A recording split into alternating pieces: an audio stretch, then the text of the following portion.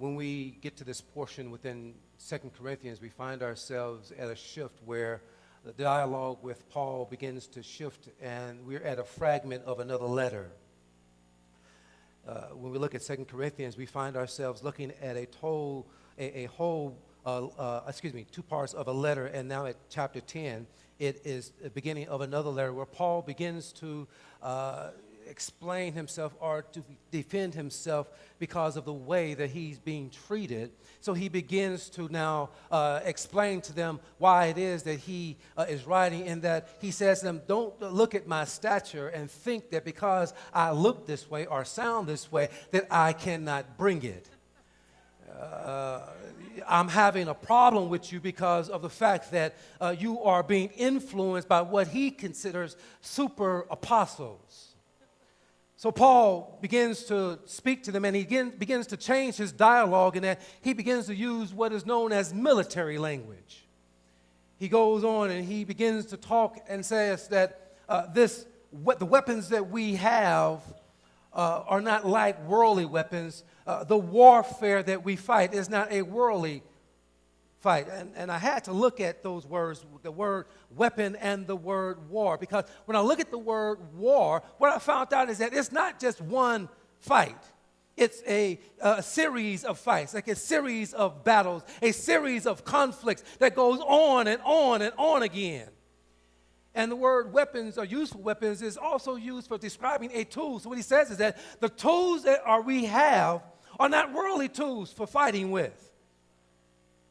They have divine power for the pulling down of strongholds. I thought about that word, strongholds. And the more I thought about that word, strongholds, I had to think. And the more I think, the more I thought. And the more I thought, the more I think. And the more I think, the more I thought. And I came to the conclusion that as Paul spoke about strongholds and the pulling down of strongholds, I couldn't help but ask myself the question, what if the strongholds that need to be pulled down are mine?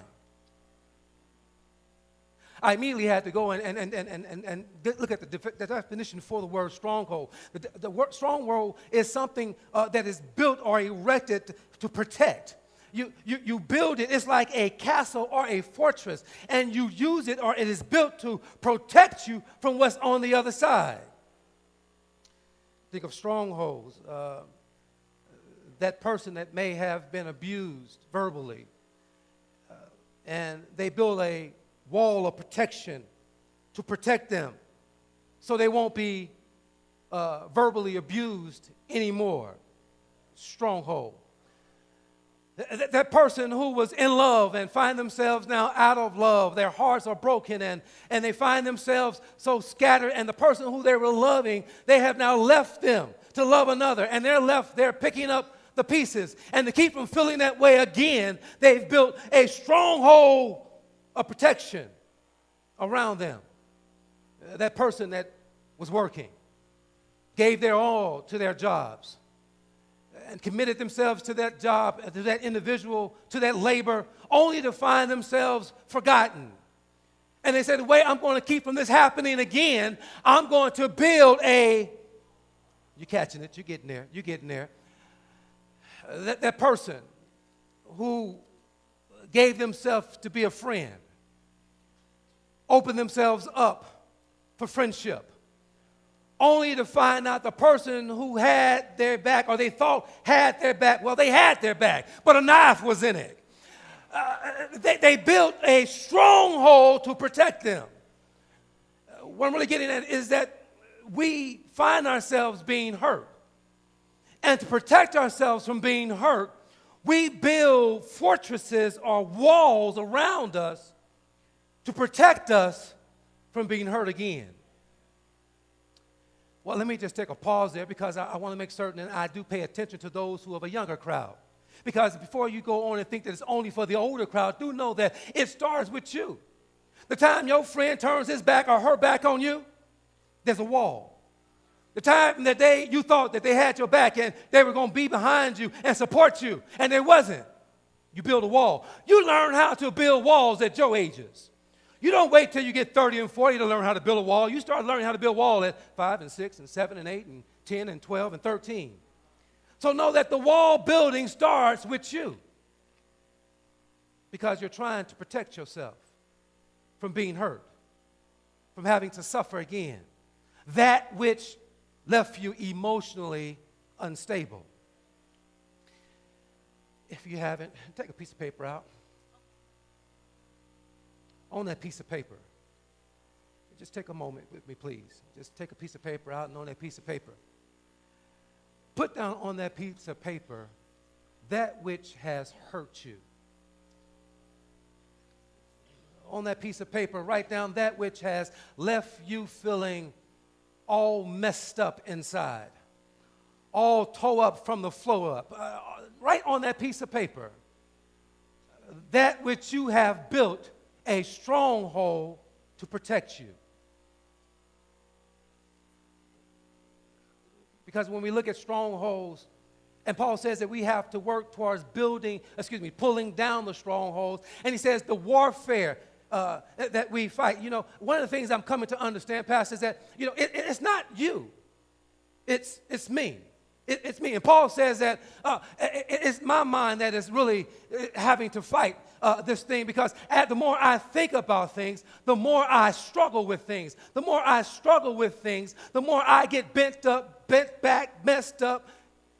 Okay, I guess I'm the only one in here. If you were to be honest, you would say that there's been some point in your life that you've been hurt, and you've carried that hurt, and you've built a stronghold to protect you from being hurt again. Well, you know, and I'm not going to keep you long.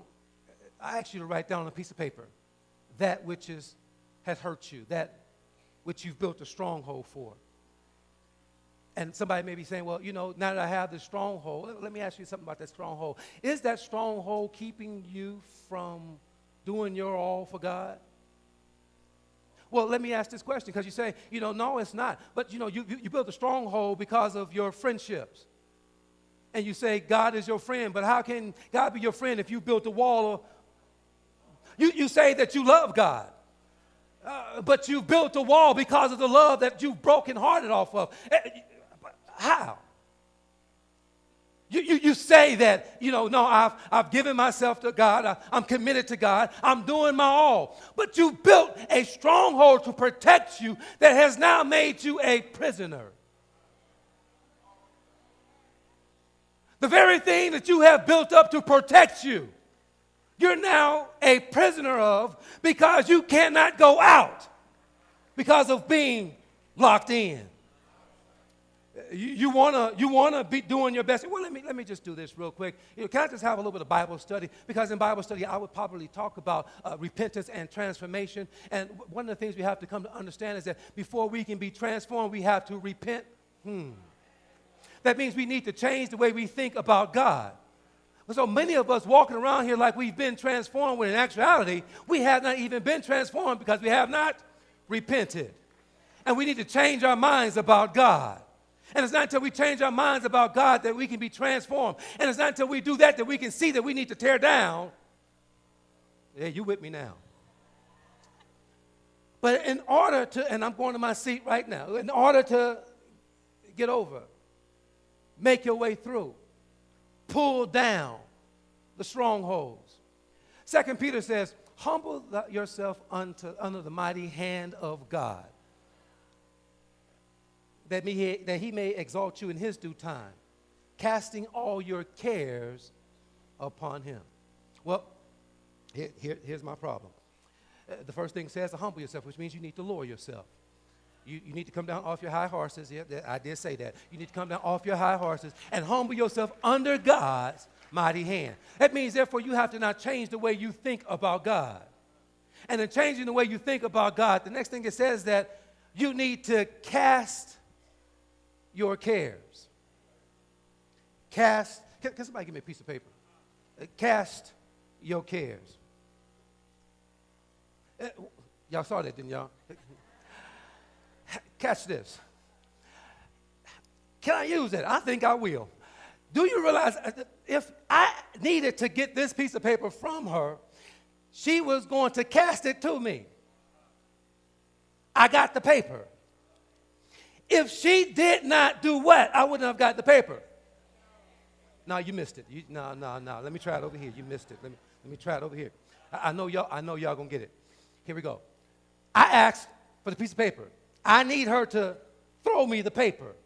I won't get the paper if she does not do what? No, you missed it again. No, I'm going to try it one more time over here. If I ask somebody to cast it, if I go to cast it,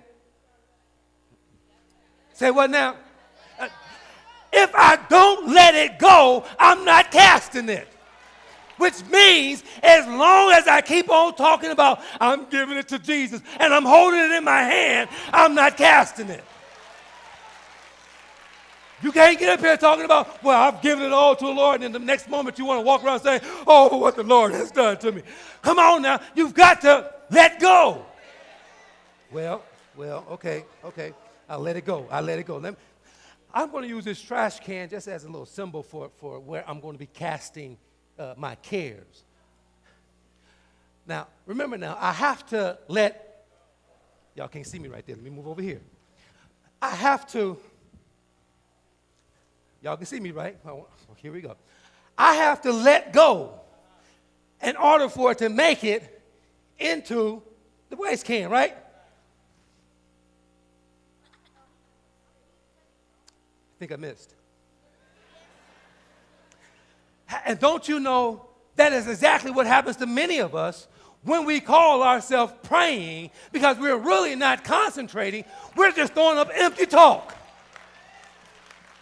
And we're saying we are praying and we're missing. All right. Let me see if I can get this thing right. You with me, right? Here we go. I'm going to do it, right? I got this thing. Here we go. That means sometimes if I get my act right, I get my prayer life right. And I will cast my cares and it will go where it needs to go. Okay, I'm about to go to my seat. Here we go. I ask y'all to write something down on a piece of paper, right? Whatever your cares may be. Whatever it is that has troubled you. Whatever it is that has kept you from moving forward. Whatever it is that is keeping you from giving your all to God. Honestly, don't worry about who's next to you. Throw it in the trash can right now. Throw it. No. I need you to throw it. It's all right. We'll pick it up. Come on. Throw it. Come on. Up at the balcony too. Throw it. If you got it, throw it. Throw it. Throw your cares, whatever it is. Throw it down here and let it be known that you are letting it go. Throw it.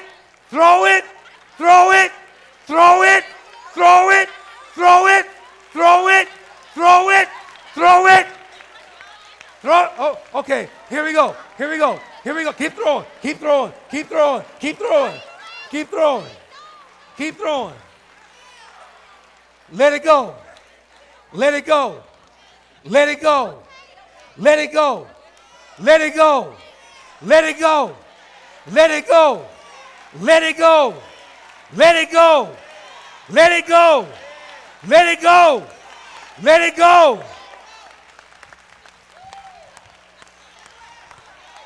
Can I do some more? Can I do some more Bible study right quick? You may be sitting there, and you may have found that because of where you're sitting at, some paper may have hit you. Some paper may have fell where you are. Well, this is your opportunity for intercession.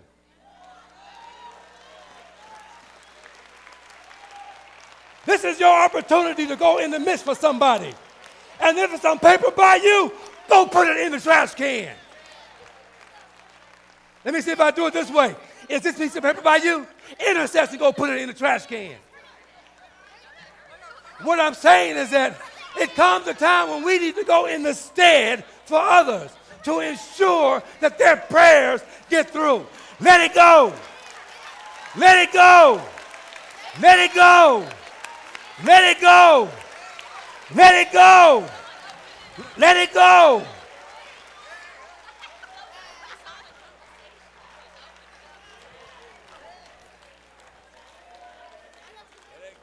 Let it go. Don't hold on to it no more. Let it go. Let it go. Let go that heartache. Let it go.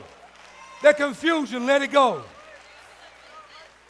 Let it go. Let it go. And stop letting your stronghold have a stronghold on you. You missed it. Let me try it one more time. Stop letting your stronghold have a stronghold on you. Somebody may be sitting there saying, well, I wish I could, preacher. Because, truth of the matter is, I don't know Jesus like you know Jesus. Truth of the matter is, I came here, but I don't know the Jesus that you know, like you know, but I want to know. I want to get to know Jesus. I want to get to know God the way you do, so therefore I can release myself and I can be free to do that which He's called